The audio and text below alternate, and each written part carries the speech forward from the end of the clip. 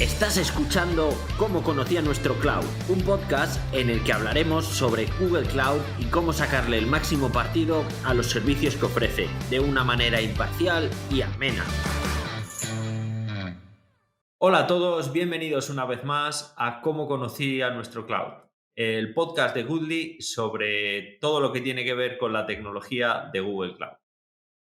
En el episodio de hoy vamos a continuar hablando de qué no hay que hacer para modernizar aplicaciones. Como hablamos en el episodio anterior. Para ello contamos con Miguel Ángel Muñoz, arquitecto de soluciones aquí en Paradigma. Hola Miguel, gracias de nuevo por venir. Hola Tomás, muchas gracias por invitarme. Genial, pues bueno, lo primero que vamos a hacer es, esto es como la segunda parte del podcast anterior. Si no habéis tenido el placer de escucharlo, os recomendamos en este momento que vayáis a escuchar el anterior y luego vengáis a este, porque, bueno, no están tan unidos, no os vais a perder nada, pero en el otro hablamos de cosas muy importantes que también hay que tener en cuenta para no hacer cuando modernizamos aplicaciones. Vale, vamos a empezar este segundo bloque hablando de los ángulos de la solución a la hora de implementar una solución de cómo nos vamos a ir de nuestro CPD. Vamos a ir a la nube, vamos a ir a Google Cloud por ponerle un nombre, ¿no? Ya que estamos en este podcast.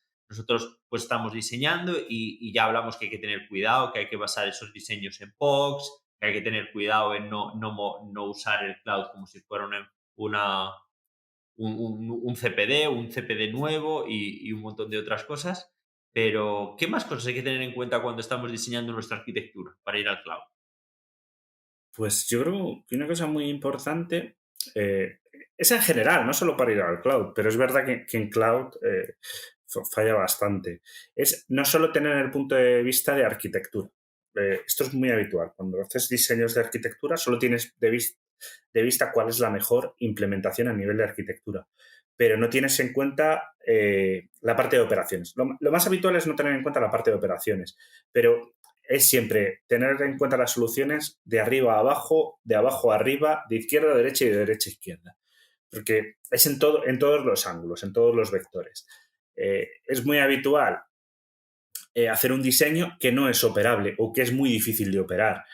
Hacer un diseño que a lo mejor no es gobernable también, porque la gobernabilidad también es muy importante.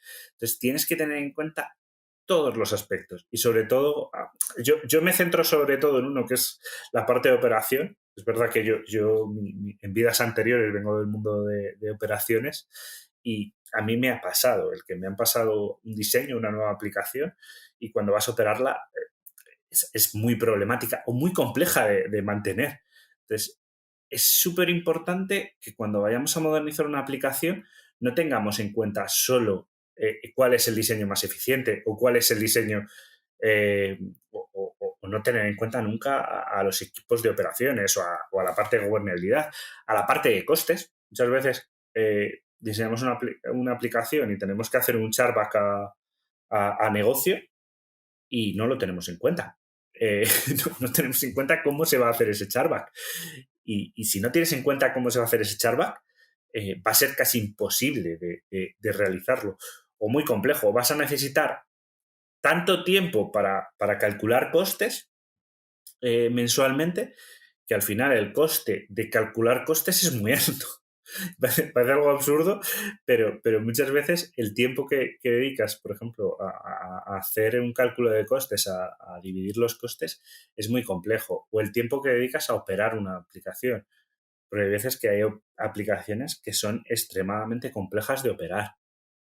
Claro, sería un poco como hacer un cubo de Rubik, ¿no? O sea, tú puedes coger un Sí, lado, pero completar un lado no te asegura que estés más cerca de la solución. Hay que ir combinando todas las piezas desde todos los puntos de vista para poder... Y de hecho, la solución buena, si el cubo de Rubik fuera la perfecta, sería más una mezcla con varias casillas en su posición, más que solo terminar dos lados. sí. A ver, terminar un lado en un cubo de Rubik es relativamente sencillo. Siempre puedes hacer trampas y quitar las pegatinas, pero eso en una arquitectura no. Sí. Bueno, también se puede hacer, pero al Sí. final no vas a poder implementarla. Pero es verdad, en un cubo de Rubik, si tú solo te centras en hacer una cara, es imposible hacer el resto. Pues sería muy parecido. Si tú solo te centras en la parte del diseño de la aplicación o el diseño de la infraestructura, cuando luego vayan a operarla, a lo mejor te dicen, oye, le tengo que dedicar una cantidad de horas a operar esta plataforma que no merece la pena. Sí, cuando aquí en Paradigma hacemos los Cloud Foundation, ¿no? Los programas estos que Mm. ya hemos hablado en algunos programas de ayudar a las empresas a dar el salto a la nube, siempre hablamos, hay que montar como la comunidad del anillo, ¿no? Hay que llevar ahí a gente de operaciones, gente de billing, gente de permisos, y porque muchas decisiones tienen que ser tomadas, lo que estabas comentando, Miguel, desde distintos puntos de vista, y eso solo lo consigues muchas veces con muchas personas. Y hay una cosa que es muy habitual en los foundation, que es que la gente te dice, no, bueno, yo solo quiero ir a mi parte. Y dices, no, es que no hay, no existe tu parte. Porque a mí, por ejemplo, una cosa que cuando empecé en Mundo Cloud me llamó mucho la atención es que, por ejemplo, el networking va muy ligado a los permisos IAM, a los permisos de propia aplicación o incluso a la parte de facturación. Y claro, la gente te dice, no, pero esto no tiene sentido. Sí, sí, sí que lo tiene. Y Sí, claro, muchas o sea, veces eh, sí, yo veo como si hay una parte, ¿no? O sea, sí, bueno, pues si eres el de comunicaciones, pues tienes una parte que es tuya de redes, pero te interesa saber qué se el hace en las resto, otras partes porque te afectan a ti y a lo mejor vas a tener que, o sea, te interesa a ti ir a otras partes también para decir, oye, si esto lo hacemos así, mi vida luego va a ser mucho más fácil o mi parte de la solución va a ser mejor. el esquema de lo que es la organización, por ejemplo, el diseño de la organización en Google Cloud, impacta mucho luego en la parte de networking.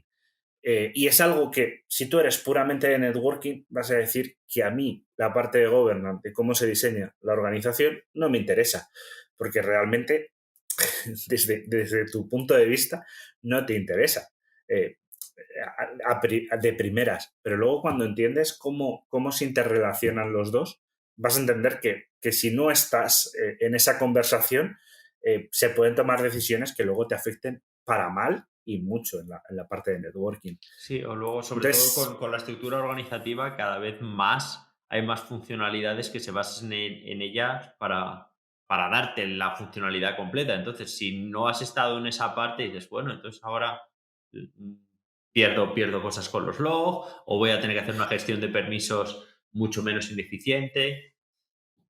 pero por eso hablábamos de que es súper importante todas las visiones.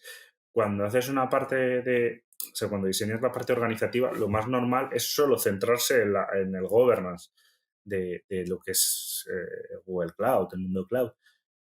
Pero claro, necesitas a la gente de networking y a la gente de operaciones de networking, no solo a diseño, también a la gente de operaciones, porque luego para operarlo ellos necesitan ciertos permisos a nivel de organizativo. Necesitas a la gente de facturación también, necesitas un poco cómo vas a dividir tus aplicaciones. Entonces, al final necesitas a un montón de gente en el cual, si solo has tenido el punto de vista de governance y plasmas la misma organización que tienes tú en, en- en tu compañía, en Google Cloud, luego te das cuenta de que a lo mejor no funciona. Por eso es importante, eso es lo que hablábamos, ver todos los ángulos y todos los puntos de vista. Porque una decisión que piensas que solo te va a afectar a ti puede afectar a toda la compañía. Aquí vamos a aprovechar para meter el espacio publicitario de Paradigma.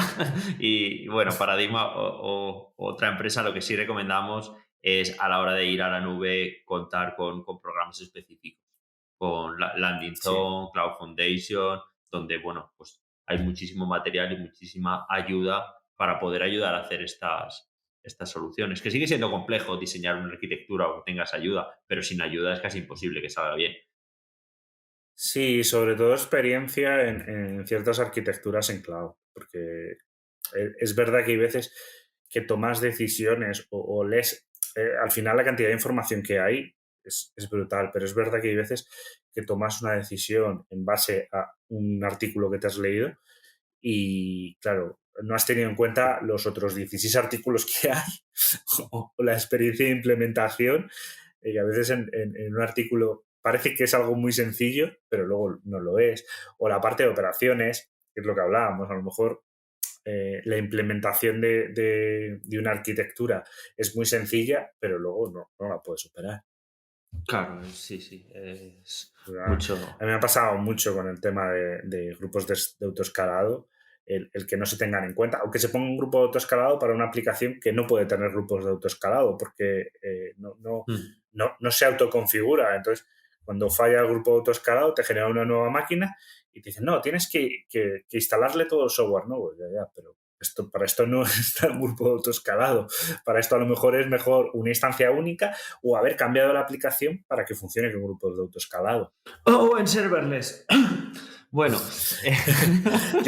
Sabes que yo también soy un defensor del mundo serverless. sí, te iba a decir, algún día hacemos un pequeño debate, pero no tendría mucho sentido si los dos opinamos igual sobre el tema. Pero sí, vamos, Sí, que los grupos de escalado están guay siempre y cuando no se pueda hacer serverless, y muchos de los problemas son comunes. O sea, cuando ya consigues la aplicación que autoescale, ¿no? Ya estás muy cerca del serverless. No siempre, ¿vale? Pero hay muchos casos que sí, que pasar de una aplicación autoescalable a serverless es sencillo. También depende del tamaño, porque es verdad que hay aplicaciones en instancias que son demasiado grandes para el mundo serverless. bueno, pues Que son ahora. monolitos, claro, ahí son monolitos y no lo has partido en microservicios. Si ya lo has conseguido, o sea, si ya has ido al mundo microservicios, irte a serverless es muy, muy, muy sencillo. Vale. Bueno, sí, voy a autocontrolarme. Vamos a continuar al siguiente punto, que es, a ver, ir a la nube suele ser mucho más barato que tener tu propio CPD. Pero hay problemas cuando lo único que miras es intentar ahorrar.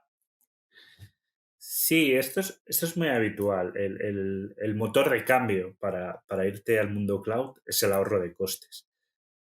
Y es una característica que tiene el cloud, pero si te lees, y esto lo tiene Google Cloud, lo tiene AWS y lo tiene Azure, si lees lo que es sus marcos de arquitectura, ellos mismos te lo dicen.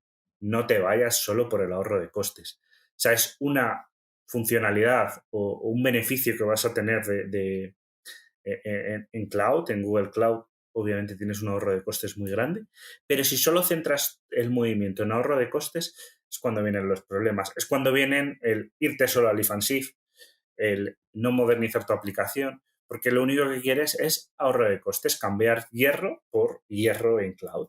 A ver, como driver, como excusa para migrar a nube es genial, porque es de Sí, los mejores argumentos que existen en el mundo empresarial. sí, a ver, al final las empresas se mueven por dinero. Si no se moviesen por dinero, mal vamos. Pero es verdad que solo centrarte cuando estás haciendo una modernización de aplicaciones, en que lo único que quieres ganar es un ahorro de costes, es problemático, porque probablemente al final no lo consigas. O sea, es curioso, Hmm. aunque el cloud es mucho más económico, si comparas el coste de una instancia eh, comparado con el coste de un servidor, el coste es muchísimo más bajo en cloud. Y además eso se ve clarísimo. Pero es verdad, y además de que, bueno, que es pago por uso, que es uno de los primeros cambios. Tú en tu CPD, bueno, puedes apagar los servidores de desarrollo y preproducción para ahorrar coste energético, y a veces te viene muy bien, pero no ahorras el coste del servidor en sí, ya lo has pagado. Entonces, mucha gente ni se lo plantea. En cloud se plantea porque es un ahorro de costes directo. Y a lo mejor estás pagando el 20% del servidor muchas veces. En desarrollo sueles pagar como entre un 30 creo que es como entre un 30 y un 25%. Así de memoria no me lo sé, pero más o menos es lo que pagas. Si haces la diferencia del 24 por 7 a un 8 por 5. O sea, no a un 8, a un 12 por 5. Hmm. Pero claro, si solo te estás centrando en ese ahorro, te vas a encontrar con problemas derivados que a lo mejor te generan más coste. Entonces, por eso no solo tienes que centrarte en el ahorro de costes, Ojo que es importante, ¿eh? claro, que Que aquí nadie hablamos de ir ahí con la manguera de billetes, pero no, que pero solo mirar eso, el máximo ahorro te puede generar que a medio plazo, a lo mejor a corto sí lo consigues, pero a medio plazo tienes un problema ahí serio. es que además realmente los otros beneficios o en otras partes que te puedes centrar te van a dar también un ahorro de costes. La flexibilidad que te da el cloud y centrarte en flexibilidad te da un ahorro de costes, porque, por ejemplo, lo que hablábamos de grupos de autoescalado o si te vas a serverless, vas a tener un ahorro de costes a largo plazo. Incluso realmente a corto no, porque a lo mejor necesitas hacer la migración de aplicación, hacer la modernización, hacer un refactor o sí, probablemente un refactor. Si te vas a mundo server es un refactor que tiene un coste inicial muy alto, tanto en tiempo como en dinero, porque necesitas recursos para hacerlo, pero esa flexibilidad que te va a dar el estar en serverless eh, es un ahorro de costes a largo plazo muy grande. Y luego te da otros beneficios, que es, bueno, pues luego la interoperabilidad con otros servicios cloud, etcétera, etcétera, que al final, a la larga, te van a dar más ahorro de costes. O sea, realmente, no centrarte en el ahorro de costes te va a dar más ahorro de costes a largo plazo que centrarte solo en él. Es Sí. por lo que no recomendamos centrar en el ahorro de costes tu modernización al cloud. Es verdad que es un driver fundamental y al Es final suele ser el mayor motor. es el gran driver. Vamos, si no hubiera ahorro de costes, habría mucho menos empresas al otro lado del muro. Vale. Hemos hablado de recursos, de personas, ¿no? De esfuerzo, de trabajadores. Estamos centrándonos mucho en modernizar aplicaciones, pero también hay que modernizar equipos, hay que modernizar personas. Sí, esto lo hablamos en el podcast de modernización de aplicaciones, lo hicimos mucho foco en la parte de modernizar también a los equipos. Sí, y es también un error muy habitual. Intentar operar con el mismo equipo que operas en tu CPD, operas al cloud, como hemos visto en el capítulo anterior, el mundo cloud no es un CPD. Entonces, si tu equipo es exactamente el mismo y está formado de la misma manera, con las mismas tecnologías que tienes en CPD, vas a tener un problema.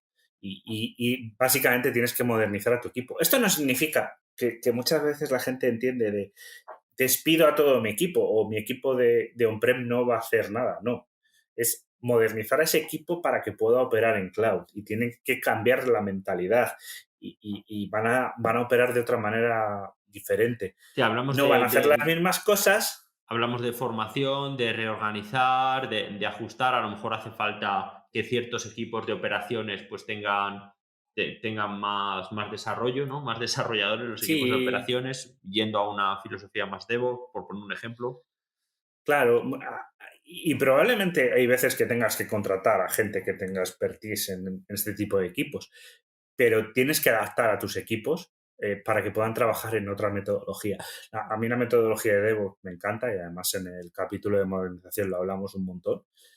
Eh, pero claro, si no modernizas a tu equipo, lo que te vas a encontrar es que vas a seguir operando como si fuera un CPD. Entonces, al final, vale, a nivel organizativo yo pienso que el cloud no es un CPD, pero el equipo que lo opera es el mismo equipo que opera el CPD. Entonces, no estoy cambiando nada, no estoy haciendo ningún cambio. Entonces, realmente, o sea, muchas veces hay que modernizar todo. Es lo que hablábamos de los ángulos. El ángulo de operaciones es importante, pero el ángulo de operaciones también hay que modernizarlo. Si no modernizas a tu equipo de operaciones, cuando vayas a operar aplicaciones en cloud, te va a costar un montón. Y vas a tener muchos gaps que si tú has modernizado a tu equipo, has generado un squad para operar las nuevas aplicaciones que te entran en cloud, que has modernizado a cloud, va a ser muy sencillo, ese equipo va a ir creciendo y va a crecer con el equipo de on-prem o tienes otro equipo. Esto ya depende un poco de gustos, pero es súper importante modernizar a los equipos. si no los modernizas, o sea, aquí al final hay que empoderar a los, a los técnicos para que puedan trabajar en cloud. Y ojo, y aquí enlazo con el siguiente tema, y no solo en las aplicaciones en el cloud, sino todo el ecosistema de aplicaciones. Y aquí estoy Sí, hablando ya a nivel de, pues, cómo controlar costes, niveles de permisos. sí, claro. Es que al final en mundo cloud salen un montón de cosas nuevas que básicamente muchas se hacen en on-prem, pero se hacen de manera diferente, o no hace falta hacerlas, o las hacen equipos diferentes, o no necesitas un equipo. Por ejemplo, el equipo a mí me encanta, el equipo de control de costes, el equipo de Billy. A mí me encanta. Es un equipo que en on-prem es verdad que tienes en cuenta cuando haces una compra de servidores y tal, lo tienes muy en cuenta, pero es muy diferente. Aquí con pago por uso tienes que tener un control de costes muy alto. Entonces, probablemente no exista un equipo de facturación o el equipo de facturación no está acostumbrado a trabajar con cloud porque tiene que ser capaz de ver eh, qué, qué es lo que estás consumiendo, quién lo está consumiendo, cuando hay un pico de consumo, por qué se ha producido ese pico. Todo ese tipo de cosas son complejas y probablemente el equipo de facturación que tienes para on-prem no está preparado. Si no lo formas, si no trabajas de una manera más cloud, te va a costar un montón controlar esto. Este punto que comentas es sobre todo importante porque si no lo tienes, es posible que no te des cuenta que lo necesitas. Es de esas Eso es. cosas que tú dices, vale, pues me sigue llegando una factura, pero tener un equipo especializado y al contrario de lo que pasa en on-prem, de tareas puntuales, sino como un trabajo continuo y ver siempre cuál es la continua mejora y cómo seguir trabajando, te puede cambiar mucho, mucho el porcentaje de lo que gastas. Sí, hay una cosa que, por ejemplo, pasa mucho en on-prem, no es habitual que los equipos ni equipos de desarrollo ni los equipos de operaciones tengan en cuenta el coste. O sea, tengan en cuenta el coste de lo que cuesta tener esa aplicación levantada, o lo que cuesta tener levantada una instancia, o lo que cuesta Aquí estamos hablando del cuando... conocimiento, de lo que cuesta, ¿no? Simplemente de estar Sí, sí, informado, de, oye, lo que estoy haciendo o esta prueba vale esto.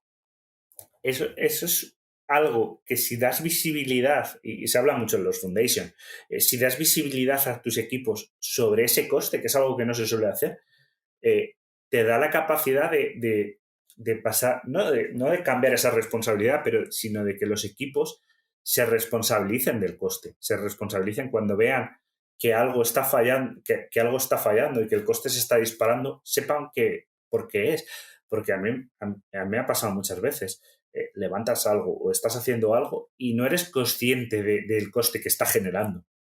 Es disparar con pólvora del rey normalmente, o sea, es algo a ti que te da Sí, igual. Sí, ahí yo creo que es un... pero, Ahí hay pero muchas mucho veces espacio para la gamificación, ¿no?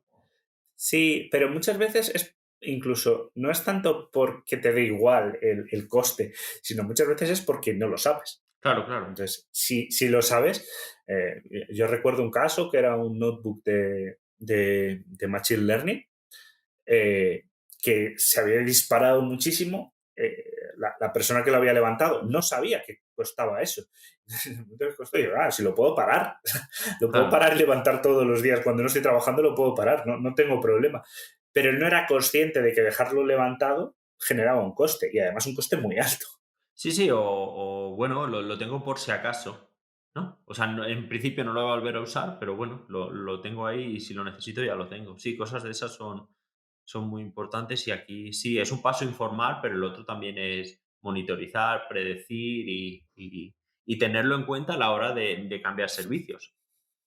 Por eso es muy importante lo que hablábamos de formar, porque, por ejemplo, levantar recursos en cloud en general es muy rápido y es muy fácil, y más si usas infraestructura como código. Entonces, muchas veces se deja levantado una instancia o un recurso por el hecho de lo voy a poder necesitar y a lo mejor en volver a generarlo voy a tardar meses. Hmm. cuando ahora mismo vas a tardar, iba a decir días, pero realmente horas.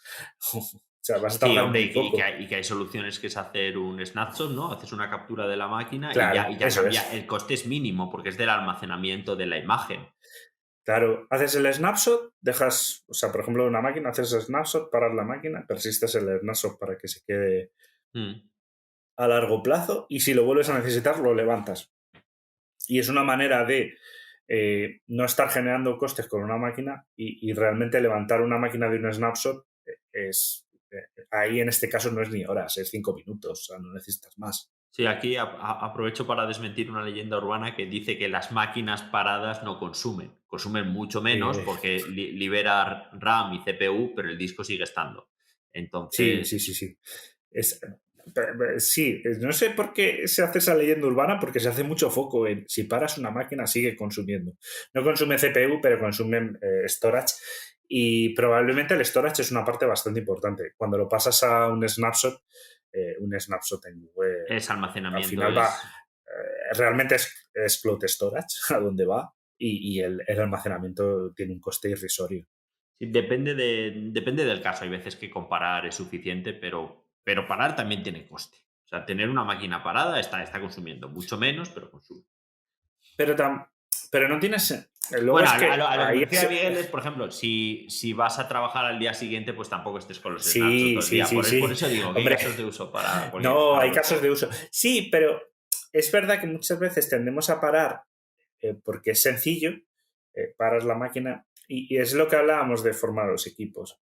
Levantar desde un snapshot es muy sencillo y muchas veces paras porque es lo que sabes hacer. No sabes a lo mejor levantar de un snapshot. Si no has formado este equipo, no vas a saberlo hacer. Es un procedimiento muy sencillo.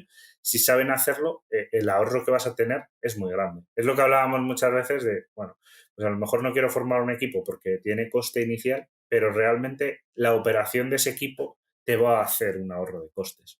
Sí, por ejemplo, saber lo sencillo que es escalar una máquina, ¿no? Para decir, bueno, pues, ¿qué máquina necesitas? Pues necesito una de 4 cores, porque a lo mejor lo voy a necesitar los 4 cores en 3 meses. Bueno, pues empieza con un core y luego ya lo puedes ir aumentando porque aumentar un core en el cloud son 3 clics. Ah, vale, Eso pues es. sí, la información es poder en este caso. Vale. Hablando de poder. Hemos hablado que solo migrar las máquinas no tiene mucho sentido y tiene sus peligros, ¿no? Hablando de un lift and shift o incluso de usar la nube como el propio CPD. Pero hay otro error que es muy común que dice, vale, pues no lo convierto a máquinas, pero lo meto en Kubernetes como sea, ¿no? Dándole patadas para que entre en un contenedor y una vez que esté dentro ya lo puedo subir. ¿Hay algún riesgo en esto?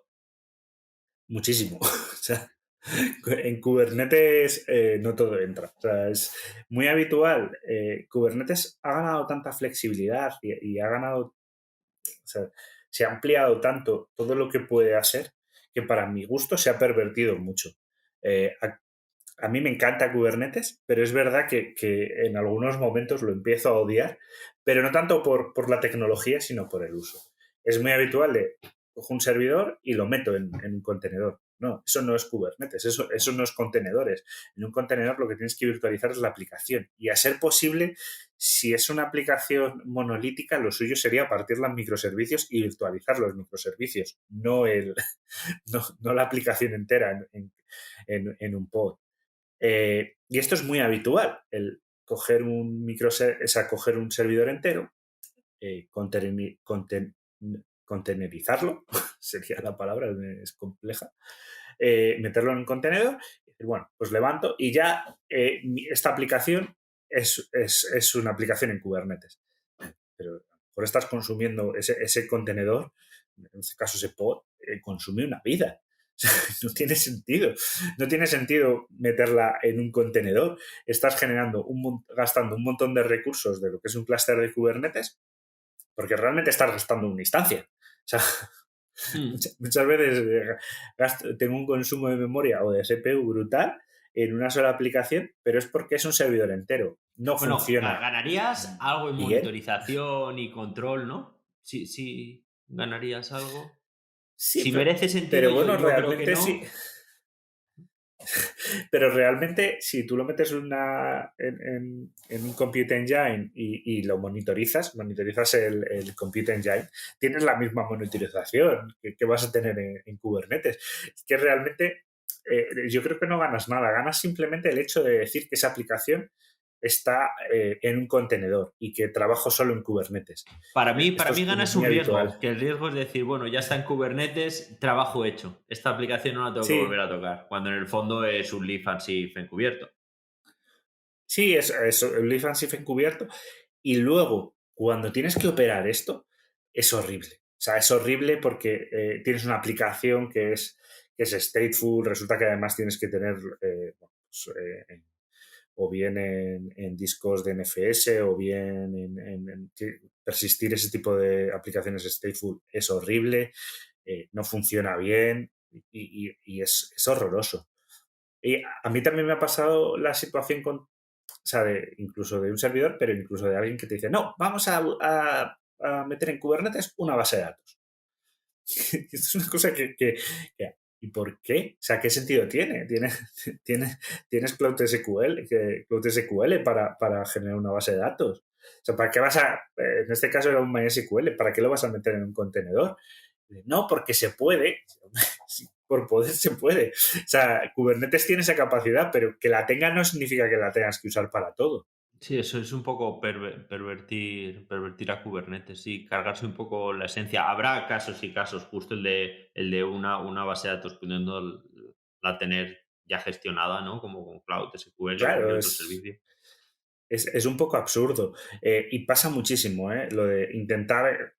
Está muy de moda Kubernetes, intentar meter todo en Kubernetes. Y Kubernetes es muy potente, funciona muy bien, pero no todo entra en Kubernetes. Y ahí, en el caso de una base de datos, pues tener un servicio gestionado de base de datos es muy eficiente. Es verdad que hay cosas, por ejemplo, en Redis.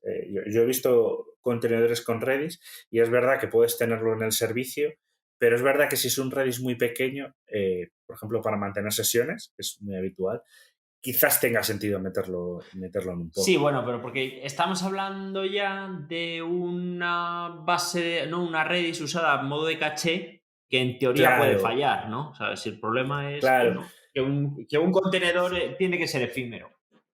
Claro, es que para mí fue uno de los grandes problemas de Kubernetes, cuando dejó de que todo era stateless a permitir el stateful, las aplicaciones stateful. Es verdad que te da más potencia, hay aplicaciones stateful que puedes meter en Kubernetes y viene muy bien que estén en Kubernetes, pero también es verdad que la idea de ese stateful era para cosas muy puntuales, no para meter una aplicación que esté en un servidor. Si una aplicación necesita persistir a disco una cantidad de datos muy grande, probablemente no tenga sentido meterla a Kubernetes. O sea, normalmente la idea de persistir venía más con alguna configuración o algún fichero de estado. Ese tipo de cosas sí tenía sentido persistirlas. Y por eso se dio la opción de ir a stateful. Una aplicación que está todo el rato escribiendo a disco y que necesitas persistirlo, quizás te tendrías que plantear qué es mejor, en este caso, un IaaS, un Compute Engine. Sí, hay que analizar eso siempre. O sea, Se tiende mucho, o sea, es como ya tengo esto en Kubernetes o tengo todo en Kubernetes y no siempre es bueno tener todo en Kubernetes. Tienes que tener un ecosistema de servicios, como puede ser Cloud SQL, Cloud Engine. O sea, al final, servicios que pueden ser más IaaS, en el caso de Cloud SQL es más PaaS, pero a veces son necesarios. No olvidemos que hay servicios todos los servicios están ahí por algún motivo. Entonces, es verdad que si solo quiere usar Kubernetes y empieza a meter todo en Kubernetes, ahí con un poco de calzador, voy a generar un problema a nivel operativo bastante grande. sí, hay bastante riesgo en eso. ¿Te parece, Miguel? Vamos a hablar ahora de la importancia del entrenador y la directiva para ganar una Champions. Esto es cuando estamos planteando una migración, modernizar aplicaciones, no solo vale que esté implicado el equipo de la aplicación, si no hace falta sponsor, ¿no? Que se suele llamar. Mm. Suele, en cualquier, en cualquier modernización o cualquier iniciativa de este tipo, suele haber muchas reticencias, suele haber muchos stoppers. Entonces, y sobre todo, cuanto más grande es la compañía, más capas tienes que pasar y más reticencias vas a tener en general, se van sumando. Entonces, es verdad que si no hay un sponsor lo suficientemente potente para modernizar, vas a tener un problema. Va a ser casi imposible. Yo recuerdo una frase que me dijeron una vez hablando de una gran empresa, que era, es un transatlántico. Girar un transatlántico es muy complejo. Cuando van a meter un transatlántico en un puerto, necesitan remolcadores. Pues si no tienes esos remolcadores, que al final es tu sponsor para poder girar el transatlántico, es imposible. Y por eso digo que pasa, es más habitual en cuanto más grande es la compañía en la que estás intentando modernizar. Es verdad que en una startup esto es muy habitual, que llegas y te dicen, no, nosotros no somos una startup. Ya, hombre, pero también os podéis modernizar. Es verdad que va a ser más complejo, vamos a necesitar que más capas directivas estén involucradas en esta modernización, pero si están involucradas, vamos a llegar a buen puerto. Si ahí falta liderazgo o el liderazgo que tienes es de muy bajo nivel, te vas a encontrar seguramente con algún muro que te va a impedir modernizar tus aplicaciones. Claro, buenos sponsors, buenos padrinos y todos a una. Ya que te pones a modernizar aplicaciones, tiene que ir todo el mundo remando en la misma dirección. Eso, bastante complicado es para tener a gente sin usar el remo, ¿no? Sí, o sea, ya a veces si solo fuera que no giraran el remo, bueno, pero hay veces que incluso giran a contracorriente Sí, y es complicado. Pero es verdad que si hay un buen liderazgo para modernizar, en muchos casos estas modernizaciones vienen muy bien fundamentadas por un CEO o por un CTO, o sea que sí, esto es suele ser muy habitual que el sponsor ayude mucho. Pero es verdad que es necesario que tener estos sponsors muchas veces, porque si no, si no tienes capacidad o potencia para forzar a esta modernización, vas a tener siempre muchos stoppers. Hay mucha gente, todo lo que sea modernizar, todo lo que sea avanzar, muchas veces es cambiar algo, siempre hay mucha resistencia al cambio. Sí. Por miedo, porque mucha gente piensa no sé, que cuando hay un cambio, pues su empleo está en riesgo. Hay muchas veces que son miedos que muchas veces son infundados, que simplemente porque no entienden a lo mejor que este cambio es bueno para ellos. Sí, los cambios siempre son Yo, complicados, pero muchas veces son necesarios. Yo lo digo mucho cuando hablando de modernizar, cuando hablamos de lo de modernizar los equipos, mucha gente piensa, bueno, si tengo un equipo de Linux, Windows o los típicos equipos de operaciones, bueno, voy a echar a todo el equipo. Esto significa que van a echar a todo el equipo de storage o de networking. No, Mm. no, no. Lo que significa es que van a dejar de hacer las tareas que están haciendo ahora mismo, si te vas entero a cloud, van a dejar de hacer las tareas que están haciendo y harán otras tareas que son necesarias. Claro, O sea, no, no sé. y para esa gente también es una oportunidad de modernizarse y actualizar, Sí. ya hablando egoístamente, ¿no? En el punto de vista de la persona, de actualizar las skills y asegurarte que vaya a ser útil durante muchos más años. Sí, a ver, ahora mismo yo creo que si no estás ahora mismo, y yo creo que es muy claro que toda la industria está girando hacia el cloud. Si tú no te modernizas a nivel personal, probablemente vas a estar, bueno, puedes tener la suerte de estar en un nicho de mercado, que a veces también es una buena opción, pero es verdad que si no te modernizas hacia el cloud, pues oye, puede ser un problema a nivel personal para ti.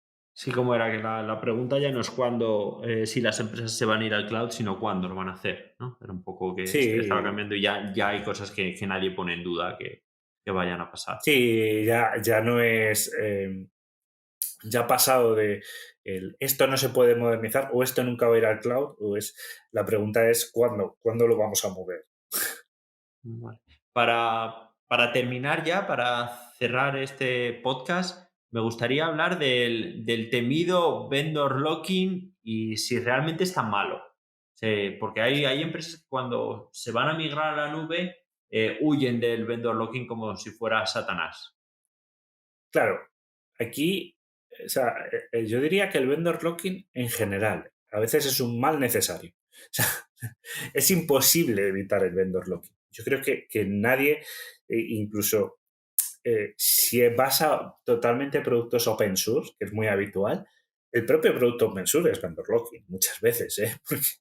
Porque imagínate que el proyecto de open source deja de tener mantenimiento, que ha pasado, ¿eh? Yo soy muy defensor de open source, pero a veces pasa. O que se hace una migración porque se decide rotar el producto y tiene una afectación en tu aplicación inmensa. Esto pasa.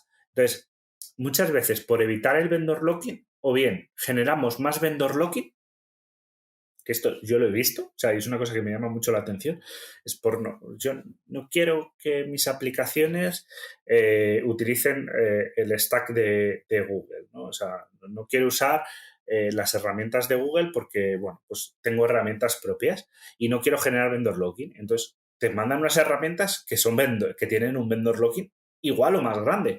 Entonces dices, bueno, esto es un poco absurdo.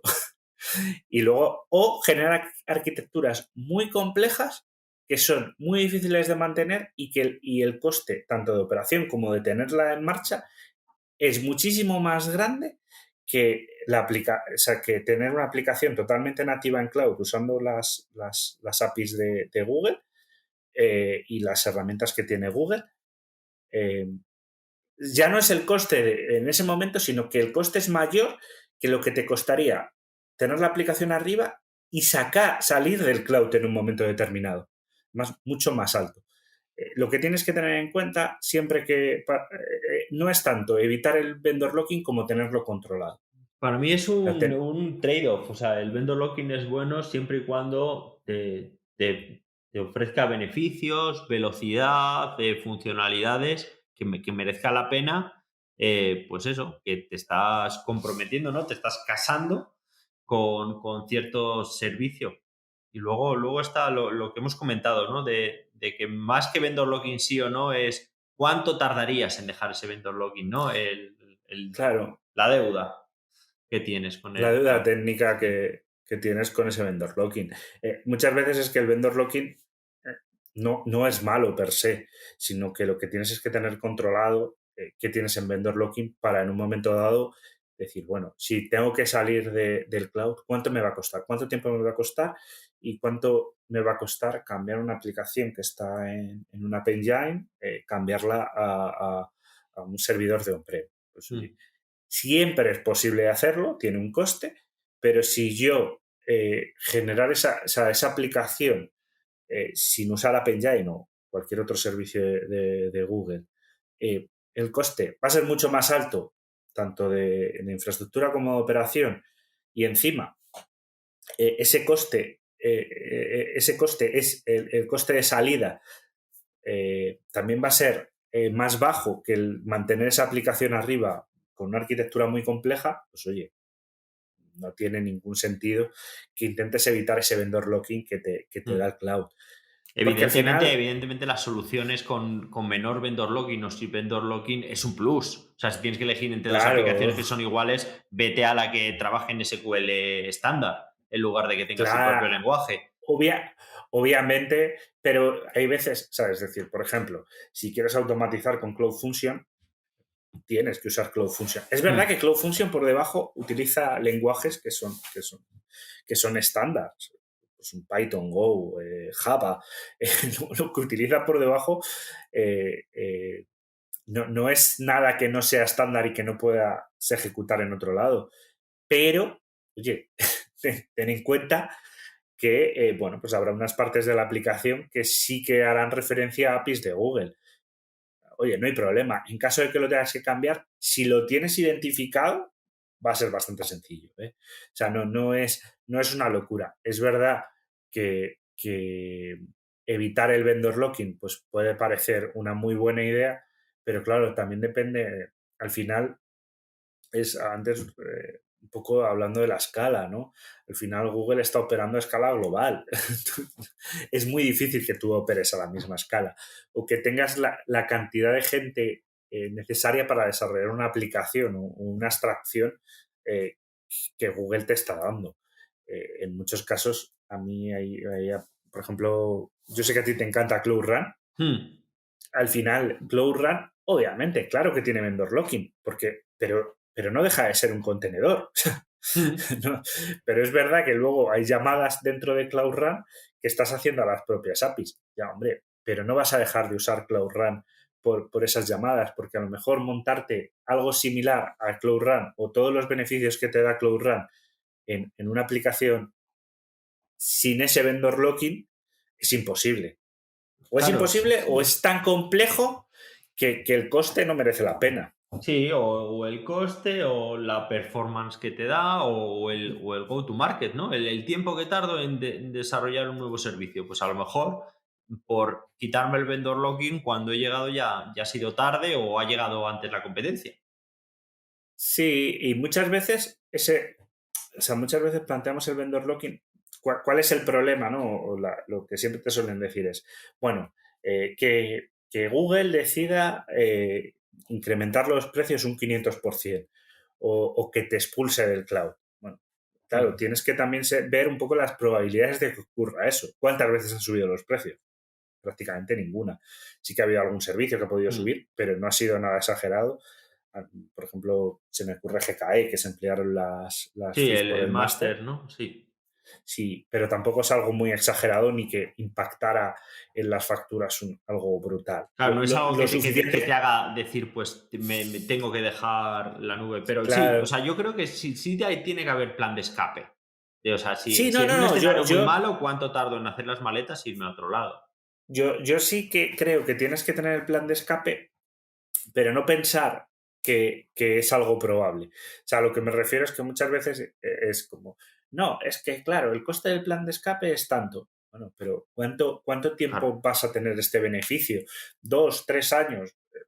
Yo creo que plantees un plan de escape en menos de 2, 3 años es algo muy, muy, muy, muy complejo. O sea, Sí, muy raro y muy improbable. Es, es improbable que tengas que irte en 2, 3 años, a no ser que ocurra una desgracia. Obviamente que puede pasar, no sé, que por el motivo que sea estés en un país que decidan vetar desde Estados Unidos y que no puedas operar mm, tu cloud desde ese país. Vale, pero no sé, si vives en España no creo que Estados Unidos nos vaya a vetar. sí. no, no es algo que se vea a corto plazo, No, ¿no? es complicado y viendo un poco el pasado, pues hay muy pocas ocasiones en las que te tengas que mover. Mm, Sí, yo creo que, a ver, sí que ha habido gente que se ha tenido que salir del cloud, pero ha sido más por temas políticos, o sea, de políticas, o por temas de que incumplían lo que sí. sería el código de cada cloud. Que a no ser que promuevas ciertas cosas que sean ilegales, no te van a sacar del cloud. A ver, si tu empresa se dedica a minar criptomonedas, y pretendes minar dentro de Google Cloud, pues probablemente no te vayan a dejar. Pero eso lo sabes antes Ahí antes de no sé hacerlo. si, ahí la verdad es que tengo mis dudas si lo pagas. Lo que está claro es que eso tiene un coste. Normalmente no te dejan. O sea, suelen salirte alarmas de que estás Sí, minando. sí, pero yo creo que es más Pero por precaución de, oye, que lo sepas, que si no lo estás haciendo potencialmente, sí, pues seguramente tengas a un empleado malo o se te haya colado alguien en tu infra. creo que depende del tipo de instancia, por lo menos, creo que no estaba permitido en Ah, sí, las, en seguramente, ¿eh? las. No, ya digo, Pero no. bueno, a ver, o sea, obviamente cuando vas a entrar a un cloud, te tienes que leer el acuerdo. O sea, es un acuerdo. O sea, si no te lees el acuerdo, pero que si incumples el acuerdo, pues que sepas que te pueden echar. Vamos, que el Obviamente, que el cuanto menos vendor looking tenga una solución mejor, pero no deja de ser otra funcionalidad como puede ser el precio o otras cosas que te da o que esté disponible en varios idiomas. es una característica que hay que tener en cuenta para cogerla o no. Para mí, lo importante es identificar el vendor locking y qué nos aporta.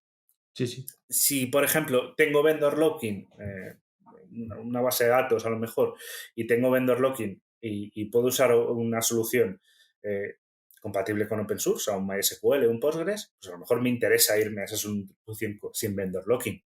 Mm, Si lo que me aporta esa solución es que una serie de características que no me está aportando ni Postgres ni MySQL y que me interesa, pues oye, tendrás que tener vendor locking. sí, Esto es muy fácil. Yo, en todas las empresas, al final, el sistema operativo habitual para trabajar suele ser Windows en los equipos. Nadie se plantea que Windows es un vendor locking, y lo mm, es, pero es necesario, ya llega a un punto que es un estándar. Pasa lo mismo con el cloud, al final. sí. Muchas soluciones son muy estándar. Vale. Bueno, se nos ha acabado el tiempo. Vamos a finalizar este segundo episodio dedicado a los errores más comunes o qué cosas hay que tener en cuenta para no hacer a la hora de modernizar aplicaciones. Y bueno, pues muchas gracias, Miguel, de nuevo, y seguramente contaremos contigo para futuros episodios. Muchas gracias y, por supuesto, estoy encantado de venir al podcast. Y muchas gracias a todos los oyentes. Yo, bueno, como siempre, yo soy Tomás Calleja. Muchas gracias por habernos escuchado y nos oímos en el próximo episodio de Cómo conocer nuestro cloud.